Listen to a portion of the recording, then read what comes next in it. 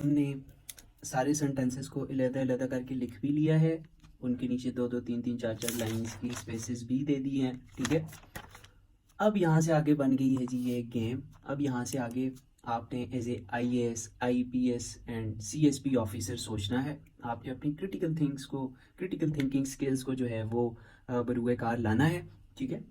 और यहाँ से आगे मेरे लिए तो ये फन बन जाता है। यहाँ से आगे मुझे लगता ही नहीं है कि मैं कोई काम कर रहा हूँ, बल्कि ये सारी एक्सरसाइज, ये सारे 5 स्टेप्स मेरे लिए जो है वो एक गेम की तरह होते हैं, ठीक है। किस तरह होते हैं, क्यों होते हैं, वो अभी आपको अंदाजा हो जाएगा। अच्छा जी, बिस्मिल्लाहिर्रहमानिर्रहीम। आप देख रहे हैं एग्जाम पैन और मैं हूँ माउस राज। आज का हमारा टॉपिक है प्रेसी राइटिंग। और विदाउट वेस्टिंग एनी टाइम चलें जी, हम लोग अपना आज का टॉपिक शुरू करते हैं। बट उससे पहले आपको एक छोटी सी बात बताना चाहूँगा, बल्कि शेयर करना चाहूँगा। वो चीज़ ये है कि आज तक आपने जितने भी प्रेसी राइटिंग के मेथड्स देखे कि आपने सुने ही हैं, जो भी है वो बस लेक्चर मेथड के ज़रिए बता रहा है, बस ऐसे कर लो, ऐसे कर लो, ऐसे कर लो और बस हो जाएगी। But as a student, when I came to YouTube 4 साल पहले, हाँ, बिफोर 4 years, तो and I have been searching for these things till now, but still I haven't got a satisfactory response. तो कभी भी कोई चीज़ प्रैक्टिकली नहीं मिली। सो मकसद हमारे इस चैनल का ये है कि यहाँ पे जो मेरी तरह के स्टूडेंट्स हैं उन्हें प्रैक्टिकली परफॉर्म करके बताया जाए। भले वो प्रेसी राइटिंग है, भले वो ऐसे राइटिंग है, भले वो इंट्रोडक्शंस लिखने हैं, भले फनल अप्रोच है या एंटी फनल अप्रोच है, या बॉडी पैराग्राफ्स लिखने हैं, ये जो कुछ भी हमने करना है तो वो हम प्रैक्टिकली करें। और जो 4 साल में मैंने कॉम्पिटिटिव एग्ज़ाम्स की तैयारी करते हुए जो जो चीज़ें सीखी हैं, मेरा इस प्लेटफॉर्म से गोल ये है कि मैं जितना कंट्रीब्यूट कर सकता हूँ सोसाइटी में, जितने नीचे तबके के लोगों को, वो लोग जो आज हमारे पाकिस्तान के सिंध बलूचिस्तान में बैठे हैं, इंडिया में उत्तर प्रदेश और इस किस्म के जो बैकवर्ड एरियाज़ हैं वहाँ पे बैठे हैं, वो लोग ब्यूरोक्रेसी में आएँ। क्योंकि जब तक नीचे वाला तबका ऊपर ब्यूरोक्रेसी में नहीं आएगा, आईएएस, आईपीएस, सीएसपी ऑफिसर्स नहीं बनेंगे, तो मेरे मेरे नॉलेज के हिसाब से तब तक एक डिज़ायरेबल चेंज नहीं आनी। तो ये मेरा एक छोटा सा कंट्रीब्यूशन है जी। So without wasting any time चलें जी, हम लोग अपना स्टार्ट लेते हैं। सो ये हमारे पास एक पैसेज है जिसकी हमने बनानी है जी प्रेसी, ठीक है। और फिर हमने सजेस्ट करना है एक सूटेबल टाइटल, ठीक है। तो ये आपके सामने पैसेज है जी। ये तकरीबन क्या, ये 140 वर्ड्स हैं जिसे हमने इसके 1/3 में कन्वर्ट करना है, जो कि अप्रॉक्सीमेटली बन जाएंगे जी 47 वर्ड्स, ठीक है। 47 to 50 वर्ड्स। और आपके पास तकरीबन 5 से 10 वर्ड्स की गुंजाइश होती है। तो आप अगर इन बिटवीन 50 to 60 वर्ड्स तक अगर इसकी प्रेसी बना लेते हैं तो दैट्स इनफ, ठीक है। और 55 के करीब ही आप रहने की कोशिश करें। तो ये हमारा टॉपिक है जी। So to the best of my knowledge, मैंने जितना सीखा, तो प्रेसी राइटिंग जो होती है वो 4 स्टेप्स में होती है। और 5वां स्टेप जो है वो एग्जामिनर को इम्प्रेस करने के लिए होता है, ठीक है जी। तो चलें जी, हम लोग आज का अपना स्टार्ट लेते हैं। और स्टेप 1, चीज़ आपने क्या करनी है जी, सबसे पहली चीज़ आपने ये करनी है कि आपने पैसेज को जो है वो बड़ी एहतियात के साथ पढ़ना है, ठीक है ना जी। जब आप, अच्छा, पैसेज को पढ़ने का ये मतलब आप बिल्कुल भी ना समझें कि मैंने पैसेज को पढ़ के जी पैसेज का मतलब समझ लेना है और फिर उस का मतलब समझ के मैंने उसका निचोड़ लिख लेना है। ऐसा कभी भी नहीं होगा। आप पहले पीएमएस के पास पेपर उठा के देख लें, जिस एग्ज़ाम में भी आता है, यूपीएससी देख लें या सीएसएस के पास पेपर देख लें, तो ये वाला पैसेज इतना मुश्किल आता है कि अगर आप इसे 100 दफ़ा भी पढ़ें ना जी, तो आप क्लियर होने के बजाय और कंफ्यूज होते जाएंगे। तो पैसेज पढ़ना हमने इसलिए नहीं है कि हमने इसके मतलब को समझ लेना है। पैसेज हमने इसलिए पढ़ना है कि हमें रफ सा आइडिया हो जाए। फॉर एग्ज़ाम्पल, इस पैसेज में मुझे पता चल जाएगा टेक्नोलॉजी के बारे में बात हो रही है और बस ये चीज़ें कुछ, ये इसकी रफ सी आउटलाइन है, फलां टॉपिक पे बात हो रही है। और सबसे मेन चीज़, मैंने उसमें आइडेंटिफाई करने हैं सेंटेंसेस, किधर से शुरू हो रहा है, किधर ख़त्म हो रहा है, सेंटेंस किधर से शुरू हो रहा है, किधर ख़त्म हो रहा है, ठीक है। सो आप वीडियो रोक के आराम से इस पैसेज को पढ़ लें, ठीक है। और सेंटेंसेस आइडेंटिफाई कर रहे हैं, किधर से शुरू हो रहा है, किधर ख़त्म हो रहा है और कितने सेंटेंसेस हैं हमारे पास, ठीक है। एक दफ़ा जब आपने आइडेंटिफाई कर लिए नंबर ऑफ सेंटेंसेस, ठीक है जी, ठीक है, फिर उसके बाद आ जाता है जी स्टेप नंबर 2। स्टेप नंबर 2 क्या है? और स्टेप नंबर 2 जो है, it is of primary importance while we are discussing precis writing, ठीक है। स्टेप 2 जो है वो सबसे इम्पोर्टेंट स्टेप कंसिडर किया जाता है। Right each and every sentence separately. आपने हर एक सेंटेंस को अलहदा लिखना है, उसके नीचे थोड़ा सा गैप देना है, और क्यों इस तरह करना है और कैसे करना है वो भी हम लोग देख रहे हैं, but it is the most important step. आपने जो कुछ भी करना है वो यहीं पे करना है। 80% of our work will be done here. So let's start. See हम लोग सारे सेंटेंसेस को अलहदा अलहदा करके भी यहाँ पे लिख लेते हैं।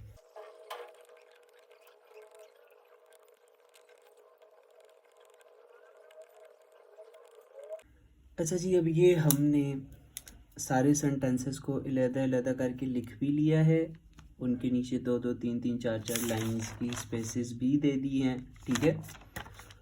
अब यहाँ से आगे बन गई है जी ये गेम। अब यहाँ से आगे आपने as a IAS, IPS and CSP officer सोचना है। आपने अपनी क्रिटिकल थिंकिंग स्किल्स को जो है वो बरूए कार लाना है, ठीक है। और यहाँ से आगे मेरे लिए तो ये फ़न बन जाता है। यहाँ से आगे मुझे लगता ही नहीं है कि मैं कोई काम कर रहा हूँ, बल्कि ये सारी एक्सरसाइज, ये सारे 5 स्टेप्स मेरे लिए जो है वो एक गेम की तरह होते हैं, ठीक है। किस तरह होते हैं, क्यों होते हैं, वो अभी आपको अंदाज़ा हो जाएगा। सो चलें जी, हम लोग अपना स्टार्ट लेते हैं और फिर साथ साथ समझ आती जाएगी, ठीक है। अब आप जिन लंबी फ्रेजेस को छोटा कर सकते हैं, जहाँ जहाँ पे आप 1 वर्ड सब्स्टिट्यूट दे सकते हैं, जो जो चेंजेस आप कर सकते हैं वोकेबलरी में, वो आप करते जाएं। For example, technology has profoundly impacted education in recent years. तो अगर मैं इसको ये कर लूँ कि टेक्नोलॉजी सिग्निफिकेंटली impacts एजुकेशन, ठीक है। अब मैंने सारी चीज़ को कन्वर्ट कर दिया है इसमें, ठीक है। Modern classrooms are equipped with computer, tablets, interactive white boards and other devices. अगर मैं कर दूं modern classrooms use several electronic devices, गलत तो नहीं होगा ना जी। और इस सारे की जगह मैंने 1 वर्ड सब्स्टिट्यूट कर दिया है, कौन सा जी, यूज़, ठीक है जी। अच्छा, अब इन 2 सेंटेंसेस को मैंने साथ इसलिए लिखा है, इनको साथ लिखने की वजह ये है कि जिस वक्त मैंने उतार रहा था तो प्रैक्टिस के साथ बंदे को अंदाज़ा हो जाता है। जब मैंने ये दोनों सेंटेंस देखे तो मुझे समझ लग गई कि इन दोनों सेंटेंसेस को मैं एक सेंटेंस के अंदर जो है वो समझ सकता हूँ। These technological advancements offer numerous benefits for students and teachers alike. They enhance the learning experience by providing access to a wealth of online resources, enabling interactive lessons and fostering collaboration among students. अगर मैं इसकी जगह ये कर लूँ, these advancements. अब technological advancements में इसलिए नहीं लिख रहा, पीछे इलेक्ट्रॉनिक डिवाइसेस भी आ गई और यहाँ से हमें पता है हम बात कर रहे हैं जी टेक्नोलॉजी के बारे में, ठीक है। So these advancements improve learning improve करता है, भले अब वो टीचर है, स्टूडेंट है, ये जो कोई भी, उसकी लर्निंग इम्प्रूव हो रही है। किस तरह इम्प्रूव हो रही है? वाया ऑनलाइन रिसोर्सेज, ठीक है जी, comma interactive lessons, comma and fostering collaboration among students को अगर मैं कर दूं एंड हाँ एंड स्टूडेंट कोलेबोरेशन, ठीक है जी। तो ये अब 33 वर्ड्स कन्वर्ट हो गए जी, 1 2 3 4 5 6 7 8 9 10 11 12, सिर्फ 12 वर्ड्स के अंदर, ठीक है जी। अब हम आ जाते हैं जी educational apps and software assistant reinforcing students understanding of concepts. अगर मैं ये कर लूँ कि educational apps improve students understanding, बात खत्म मेरे ख्याल से, ठीक है। Virtual classrooms and online courses provide expanded learning opportunities, allowing students to access materials and attend classes remotely, ठीक है।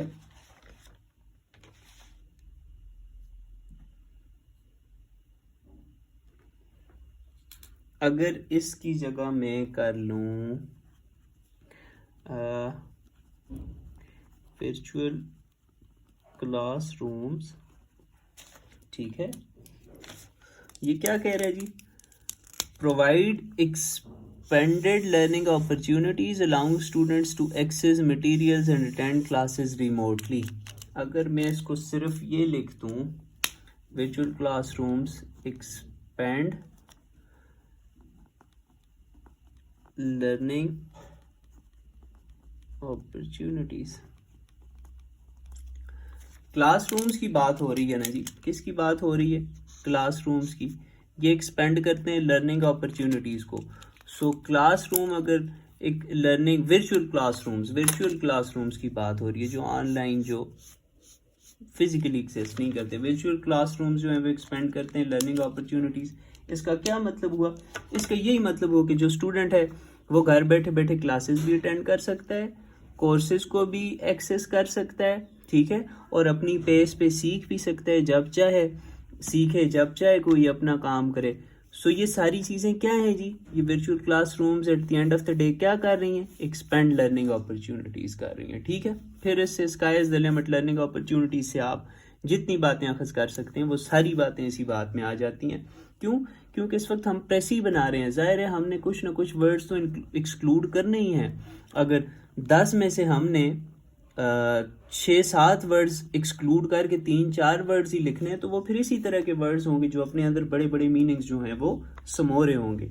अच्छा, however there are concerns about excessive screen time and the potential for reduced face-to-face interactions among students। अच्छा, अब concerns की बात आ गई कि भाई ये कंसर्न्स हैं, तो अगर मैं सिर्फ इस तरह लिख लूँ कि हाँ, कंसर्न्स इंक्लूड, क्या क्या कंसर्न्स हैं जी, एक्सेसिव स्क्रीन टाइम एक कंसर्न है, एक्सेसिव स्क्रीन टाइम एक कंसर्न है, और दूसरा कंसर्न क्या है, and reduced face to face interaction.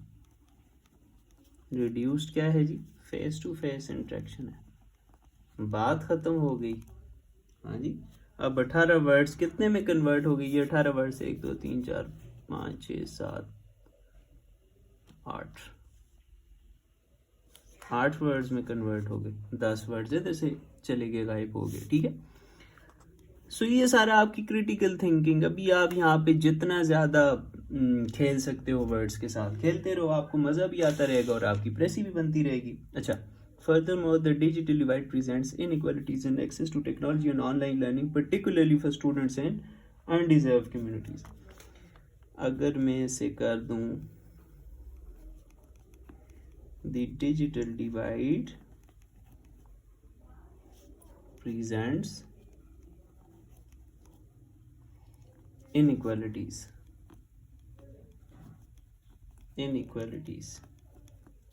ठीक है, हाँ, particularly for particularly को मैं कर लेता हूँ specially for students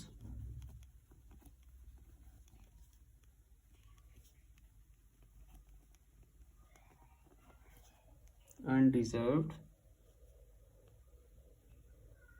एरियाज कर लेते हैं, ये कम्युनिटीज ही आप कर लें, ठीक है। अब the digital divide presents inequalities, ठीक है। अब इनइक्वालिटीज में ये तो यहाँ पे एक्सेस टू टेक्नोलॉजी और ऑनलाइन लर्निंग है ना, इनइक्वालिटीज में और जितनी डिजिटली इनइक्वालिटीज हो सकती हैं वो सारी इंक्लूड हो गई। आपने आगे से ये एग्जांपल्स आपने हमेशा याद रखने कि जब भी किसी चीज़ की भी आगे एग्जांपल्स दी हुई हों कि ये भी है, ये उन एग्जांपल्स को तो आपने आंखें बंद करके बस हटा देना है, पीछे वाला जो एक मेन वर्ड है वो लगा देना है, उससे आगे समझना फिर एग्जामिनर का अपना काम होता है। वो एक वर्ड जो है ना जी, वो हमेशा होता ही प्रिसाइज वर्ड है, ठीक है। वो कभी भी आपके मतलब को गुम नहीं होने देता, वो अपने अंदर वो सारी चीज़ें समो लेता है।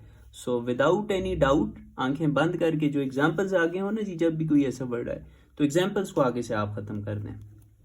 अच्छा, to maximize the benefits and address the challenges, educators must strike a careful balance in integrating technology into their teaching methods. अच्छा, अब ये कह रहे हैं कि एजुकेटर्स जो हैं वो बड़े तरीके से, ताकि नुकसान भी ना हो और बेनिफिट्स और नुकसान को बड़े तरीके से, चैलेंजेस और बेनिफिट्स को बैलेंस करते हुए इसकी इंटीग्रेशन करनी है। ये ना हो कि इसकी ज़्यादा इंटीग्रेशन नुकसान का सबब बन जाए। तो इसे हम क्या लिखेंगे, आखिरी जुमला तो ये तो लिख लेंगे हिंस। आप जब एक दफ़ा, दरअसल मेरी स्ट्रेटजी ये है, मैं इसकी उर्दू बना लेता हूँ, आप अगर हिंदी करते हैं, हिंदी वाले भी हम लोग एक ही लोग हैं सारे, तो अपनी ज़ुबान में कन्वर्ट करके फिर जो आसान से आसान अल्फाज में मैं उसकी अंग्रेज़ी बना सकता हूँ वो मैं बना लेता हूँ। अब मैं उसकी बात समझ गया हूँ, अब मैं कहूँगा एजुकेटर्स मस्ट बैलेंस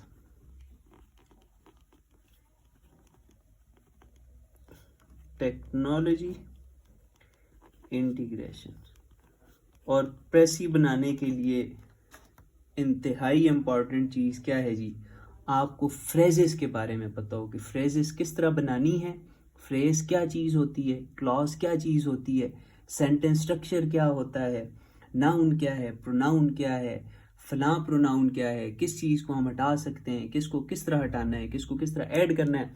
तो इसके लिए मेरा एक कंप्लीट जो है वो राइटिंग वर्कशॉप है, 30 लेक्चर्स हैं उस राइटिंग वर्कशॉप में, ठीक है। और अगर आप वो 30 लेक्चर्स अटेंड कर लेंगे तो मुझे नहीं लगता कि फिर आप कभी भी किसी कॉम्पिटिटिव एग्ज़ाम में मार खाएंगे, बशर्ते कि आप एक मेहनती स्टूडेंट हैं, आप वो लेक्चर अटेंड करने के बाद फिर उन पर प्रैक्टिस भी करेंगे। सो उसका लिंक अभी आपको ऊपर आई बटन में मिल रहा होगा, वो जो मेरी पूरी राइटिंग वर्कशॉप है। सो ये जी हमारे 9 के 9 सेंटेंसेस जो हैं वो हमने बदल लिए हैं जी, अपने अल्फाज में प्रिसाइज कर लिए हैं। स्टेप 2 हो गया कंप्लीट। अब आ जाता है जी स्टेप नंबर 3। अब स्टेप नंबर 3 में आपने क्या करना है, स्टेप नंबर 3 में आपने करना है जी ग्राफ डेवलप करना है। किस चीज़ का, अब ये जो आपने नए सेंटेंसेस बनाए ना सारे, इन सब को जोड़ के ना जी आपने एक नया पैराग्राफ सामने लेकर आना है, ठीक है जी।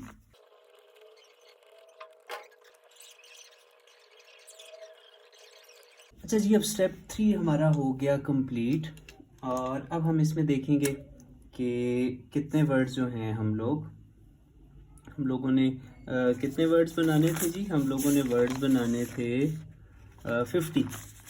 तो देखते हैं जी 1 2 3।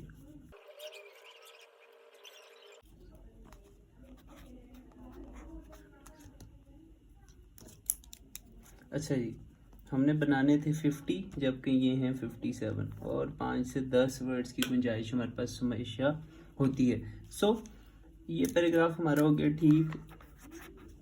फिर होता है जी स्टेप 4। स्टेप 4 क्या होता है, राइट ए फाइनल पैराग्राफ, ठीक है। फाइनल पैराग्राफ कौन सा होता है, right A final paragraph, final paragraph कौन सा होता है, फाइनल पैराग्राफ होता है जी प्रेसी, ठीक है जी। सो अब यहाँ पे हमारे पास केस ये है, रफ पैराग्राफ हम इसलिए डेवलप करते हैं ना, आपके पास इस तरह रफ पैराग्राफ पहली बार में कभी भी डेवलप नहीं होगा। अभी मेरी तो प्रैक्टिस इतनी हो चुकी है कि और ये मेरे पास भी ज़्यादातर इस तरह नहीं होता। यहाँ पे मेरे पास हमेशा रिक्वायर्ड वर्ड लिमिट अगर 50 है तो यहाँ पे हमेशा 70-75 वर्ड्स होंगे, जिन्हें हमने, ये हमारे सामने सारा स्ट्रक्चर आ जाता है, क्योंकि हम पीछे तो वर्ड्स गिन नहीं सकते ना जी। ये तो अभी आपको तब साफ सुथरा काम लग रहा है कि मेरी ये 35वीं 36वीं प्रेसी लिख रहा हूँ मैं लगा हुआ। जब आप पहली दफ़ा लिखोगे ना, फिर वो इतनी सफाई नहीं होगी, बहुत सारी कटिंग होगी, बड़ा गंद बना हुआ होगा, आप यहाँ से वर्ड्स गिन नहीं सकोगे। तो और एग्ज़ाम की प्रेशर वाली सूरत हाल में तो गिनने होते ही नहीं है। जब तक आप एक रफ पैराग्राफ डिवेलप नहीं करते तो आप बहुत गलत हो जाते हो। इसलिए रफ पैराग्राफ डेवलप करना बहुत ज़रूरी होता है। यहाँ पे आपको एक तो वर्ड काउंट पता चल जाता है, फिर आपको ये पता चल जाता है मैंने कितने और वर्ड्स काम करने हैं। उसके अलावा आपको पता चल जाता है कि मेन पॉइंट कौन से हैं और किस तरह मैंने वर्ड्स काम करने हैं। यहाँ पे हमारे पास वर्ड्स पूरे आ गए, तो यही पैराग्राफ हमारा यहाँ पे आ जाएगा। और अगर आप देखना चाहते हैं कि रफ पैराग्राफ से जो है वो फाइनल पैराग्राफ तक का सफ़र किस तरह होता है, तो आपको ऊपर आई बटन में नज़र आ रहा होगा। इससे पहले मैं प्रेसिज कर चुका हूँ, तो आप उनमें देख लें कि यहाँ पे हमारे पास वर्ड काउंट ज़्यादा आ रहा था, उन्हें हमने फिर इस चीज़ में कन्वर्ट किया। फिर इसके बाद आ जाता है जी स्टेप 5, क्योंकि स्टेप 4 की हमें हमारे इस दफ़ा आसानी से हल हो गया। मगर मैं फिर आपको कह रहा हूँ, आपके पास कभी भी इस तरह का पैराग्राफ नहीं आएगा। अभी तो मेरी स्किल इतनी ज़्यादा हो गई है, I have been doing these things for the past 4 years, तो पहली बार में ये मुमकिन ही नहीं है कि आप इस स्टेज पे आ जाएं, ठीक है ना जी। तो आखिरी स्टेप है जी, उसमें आप लिखते हो समरी। समरी में क्या चीज़ होती है? समरी में आता है title, number of words and passage, number